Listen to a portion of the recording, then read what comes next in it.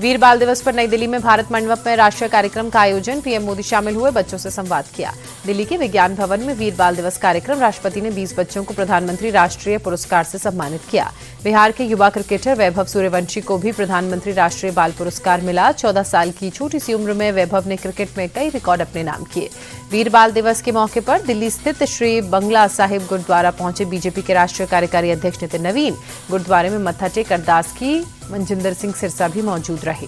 वीर बाल दिवस और साहिब श्री गुरु तेग बहादुर जी की 350वीं शहीदी जयंती पर लखनऊ में कीर्तन समागम कार्यक्रम का आयोजन। योगी आदित्यनाथ भी शामिल हुए। मुंबई में गुरु तेग बहादुर दरबार गुरुद्वारा पहुंचे देवेंद्र फडणवीस। मत्था टेक अरदास की। वीर बाल दिवस कार्यक्रम में शामिल हुए।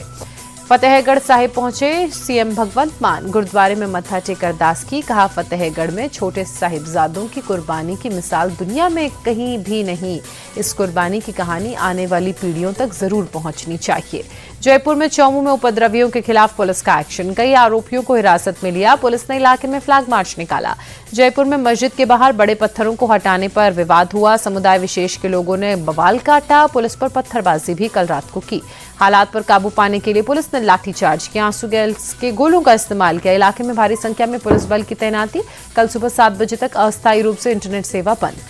एयर प्यूरिफायर पर जीएसटी कम करने की याचिका पर दिल्ली हाईकोर्ट में सुनवाई। कोर्ट ने केंद्र को नोटिस जारी किया। 10 दिन में जवाब मांगा। 9 जनवरी से अगली सुनवाई। दिल्ली के आनंद विहार इलाके में स्मॉग की मोटी परत छाई। प्रदूषण का स्तर बेहद खराब श्रेणी में पहुंचा। Air quality index 377। दिल्ली में काउंटर टेररिज्म कॉन्फ्रेंस का आयोजन। गृहमंत्री अमित शाह ने सम्मेलन का उद्घाटन किया।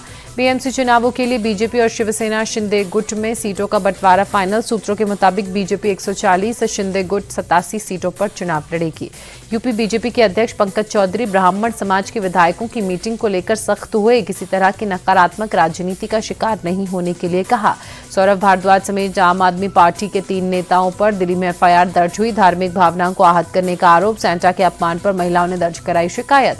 आम आदमी पार्टी नेताओं के खिलाफ एफआईआर दर्ज होने के बाद बीजेपी हमलावर। दिल्ली बीजेपी अध्यक्ष वीरेंद्र सचदेवा ने मर्यादा के पालन की नसीहत दी।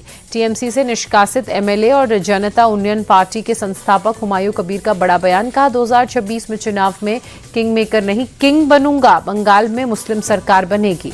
उन्नाव रेप केस में कुलदीप सेंगर को जमानत का विरोध। दिल्ली हाईकोर्ट के बाहर महिलाओं ने किया प्रदर्शन।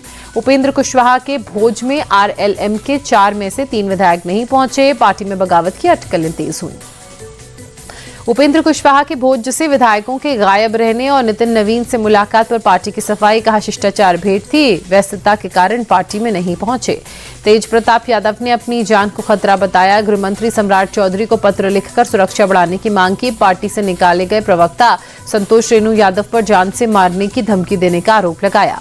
महाराष्ट्र नगर निगम चुनाव के लिए एनसीपी अजीत गुट ने 40 स्टार प्रचारकों की सूची जारी की। अजीत पवार, नवाब मलिक, हसन मुशर्रफ समेत कई बड़े नेता शामिल।